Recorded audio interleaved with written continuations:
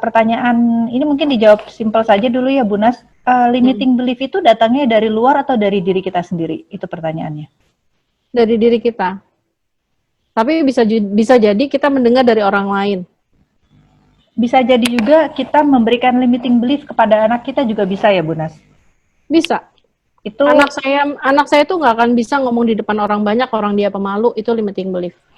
termasuk pelabelan berarti limiting belief ya, Bu Nas? Iya. Pelabelan terhadap anak. Ya, lalu Iya. ada juga yang minta contoh mengenai otak-atik submodality. Kalau dari saya pribadi, saya pikir ini sepertinya masuknya ke dalam workshop ya, Bu. Waktunya Uh, kalau diberi. ya, tadi saya udah kasih contoh, misalkan otak-atik ya. Misalkan Ibu apa namanya? Saya pernah diminta untuk ke sebuah pertemuannya itu di sebuah Tangerang di gang, acaranya jam 1 siang ya. Saya udah monyong-monyong karena bukan sempat sih, karena saya itu kalau kena panas gini nih, saya kalau kena panas pasti pusing, itu limiting belief ya. Lalu saya waktu itu baru belajar ini kan, setelah itu harus pakai baju rapih kan, harus pakai baju rapih jam 1 siang, dan waktu itu saya ingat banget suasananya, saya habis kemo, jadi 2 minggu setelah kemo tuh suasananya masih. Nah, lalu di situ saya otak-atik bahwa ketika saya merasakan di sepanjang perjalanan emosi saya harus saya stabilkan dulu gitu kan. Nah, di situ saya membayangkan suasana panas di sana, tapi nanti ada angin semilir, terus saya rasakan angin semilirnya ada karena nggak mungkin ada AC ya, karena itu di apa namanya, ya kalaupun ada kipas atau apa, kalaupun tidak ada kipas saya sudah bawa kipas. Itu antisipasi yang membuat saya itu akan fokus kepada saya bisa merasakan ada udara yang bergerak di sekitar tubuh saya, maka saya siapkan kipas, saya siapkan ini. Nah terus yang terbayang itu kan panas terik ya, karena saya sudah pernah ke daerah itu. Nah itu nggak saya pikirkan jelas, terus saya redupkan, udah gitu ya sudah, suasananya jadi biasa aja gitu. Terus pada saat sampai sana, ya saya nggak memikirkan, coba kebayang, kalau negative thinking itu kan kita besar-besarkan, aduh ini pasti nanti sebentar lagi pusing, sebentar begini, terus orang banyak, orang crowded, ya itu yang harus dikurangi. Jadi menambah-nambah visual itu juga ketika itu memunculkan emosi negatif itu juga merugikan ya. Otak-atik ketika tadi saya bilang saya sebel sama rekan kerja saya karena bagi saya ngomongnya itu nyinyir ya, tapi ternyata ketika suaranya udah dikecilin ya, kok saya masih sebel sama dia. Pas saya ingat-ingat, oh saya nggak suka dengan cara senyum dia, saya pikir saya merasa dia itu senyumnya sinis kalau sama saya gitu kan. Ya saya bayangin dia pakai masker yang waktu itu saya udah pernah membayangkan itunya ketawa ya. Jadi gitu saya ketawa sendiri. Sampai hari ini insya Allah hubungan saya membaik.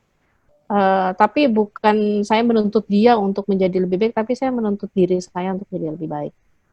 Gitu Bu.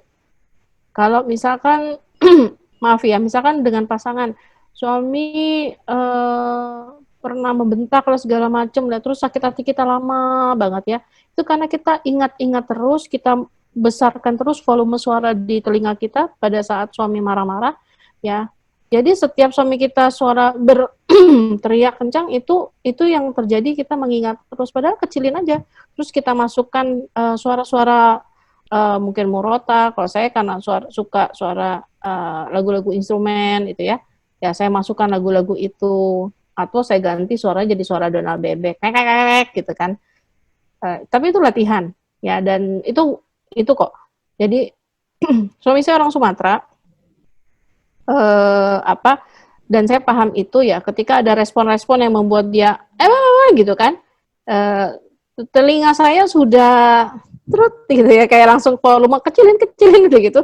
Terus saya biasa-biasa aja. Biasa anak saya nanya, "Mah ya ampun ya, untung mama tenang," saya ketawa aja gitu. Atau mungkin orang lain yang melihat, setelah itu ya biasa-biasa aja gitu kan. Sama ini masalah budaya ya, ketika suami saya melihat saya ini lelet atau segala macam gitu kan, suami saya juga belajar NLP juga, ya alhamdulillah kita bisa sama-sama paham lah gitu.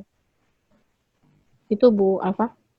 Ya, uh, sepertinya sudah selesai Bu pertanyaan. Namun masih seperti saya sendiri ya, ini butuh latihan, banyak latihan tentang Oh, ini ada modalitas. pertanyaan lagi, Bu. Kalau saya ajak bicara, anak laki-laki saya bilang, udah, udah besar, bisa selesaikan sendiri, udah nggak usah dibahas. Nah, ini yang Ya tadi Bu, berarti yang nggak tadi usah dengan dibahas. ayah tiri ya. Ah? Yang tadi dengan ayah tiri, jadi Oh, dengan eteri. ya, jadi memang ibunya sudah mencoba untuk mengajak bicara, tapi anaknya menjawabnya seperti itu. Tapi waktu kita tinggal 2 Nah, menit. bapaknya udah diajak bicara belum? Ya ini waktu kita tinggal 2 menit, saya khawatir nanti. Oh, iya, iya. Ya, jadi dari saya sendiri sih merasa bahwa pemaparan satu arah ini kurang efektif ya untuk NLP ini. Maksudnya akan lebih baik lagi jikalau kita mengikuti workshopnya dalam kelas kecil, latihan bagaimana mengotak-atik submodality, latihan bagaimana reframing itu seperti apa gitu. Untuk modality sendiri, saya pikir mungkin kita belum betul-betul paham yang dimaksud dengan modality itu seperti apa. Ini akan dibahas lebih lanjut lagi pada materi berikutnya ya, materi mengenai modalitas yang akan disampaikan Bu Marti. Nah ini ada jawaban dari ibunya, bapaknya sudah merasa maksimal melakukan pendekatan. Ya cuma sekali lagi Nanti waktu itu kita kita bicara terbatas, di. waktu kita terbatas ya ibu-ibu, saya mohon maaf kita harus tutup. Saya berterima kasih atas kehadirannya di sini. Dari Bu Nas, ada penutup Bu Nas? Silakan. Penutupnya adalah ya Bapak dan Ibu bahwa mengelola emosi itu adalah sebuah kebutuhan ya. Artinya emosi itu baik emosi senang maupun emosi marah atau emosi sedih itu perlu dikelola. Ya, kalau itu keluar secara berlebihan itu juga tidak baik. Contoh, emosi senang yang dikeluarkan secara berlebihan bisa jadi dia menjadi euforia ya, ya kayak orang anak yang lulusan baru terima kelulusan, lalu konvoy, teriak-teriak, coret-coret baju, itu kan sebenarnya ekspresi senang yang terlalu berlebihan. Lalu emosi sedih yang ketika dikeluarkan secara berlebihan itu juga tidak baik karena bisa menjadi depresi. Emosi marah ketika dikeluarkan secara berlebihan itu juga bisa merugikan diri kita dan juga lingkungan. Bisa jadi itu menjadi merusak lingkungan ya atau merusak diri sendiri. Nah, menyelesaikan emosi ini bisa merupakan menjadi kunci karena kita bisa menyelesaikan bisa fokus pada tujuan, kita bisa setelah kita fokus pada tujuan ini juga tidak selesai hari ini. Ya insya Allah nanti terkait dengan teknik komunikasi dengan kekuatan 5 pilar ini kita akan buat khusus di di luar materi 4 hari ini ya Bu ya, karena memang ini fokusnya hanya pada emosi aja. Ya, bagaimana kita bisa membangun kedekatan, ketajaman indera, dan fleksibel dalam tindakan. Apa yang saya sampaikan di sini, mengelola emosi, saya menggunakan teknik NLP. Jika misalkan memang tertarik dengan teknik-teknik NLP, ada di medsos itu di IG maupun Facebook, karena kami dari Yayasan Bening Indonesia juga sudah banyak bekerja sama dengan NLP Society, Indonesia NLP Society, itu ada kelas online-nya juga, alhamdulillah. Nah, kuncinya adalah terkait dengan bagaimana ini kan emosi ini terkait adab juga, terkait akhlak. Itu memang kita harus latihan karena apa yang ada di dalam pikiran ya. Kalau kita ingin meningkatkan keilmuan kita tinggal baca, udah gitu kita paham gitu ya. Tetapi kalau yang terkait dengan sabar, terkait dengan bagaimana kita bisa mengatasi konflik dengan dengan cantik, itu perlu belajar itu sampai otot ya. Bagaimana otot itu juga otot-otot saraf ya. Nah kalau itu belajar besok itu juga harus terbiasa. Jadi kita nggak bisa baca udah gitu kita nggak latihan. Ya sabar pun harus Bu moderator harus ngemprit nih karena sudah lewat 2 menit dari waktu kita. Nggak boleh lewat emang ya?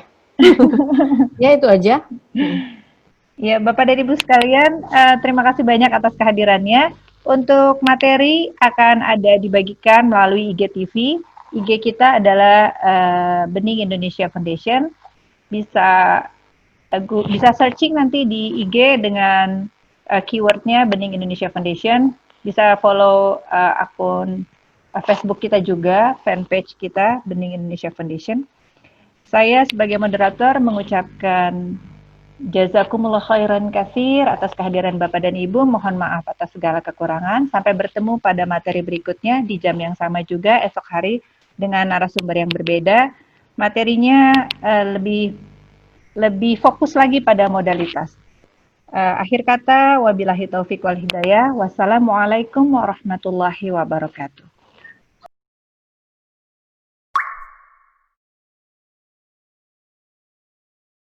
Waalaikumsalam warahmatullahi wabarakatuh. Jazakumullah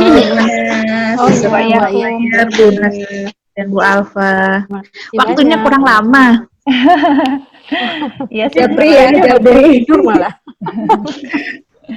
Ya, sampai jumpa lagi Ayah dan Bunda. Iya, terima kasih semuanya. Ya. Terima Sama. kasih. Mohon maaf lahir batin. Ya.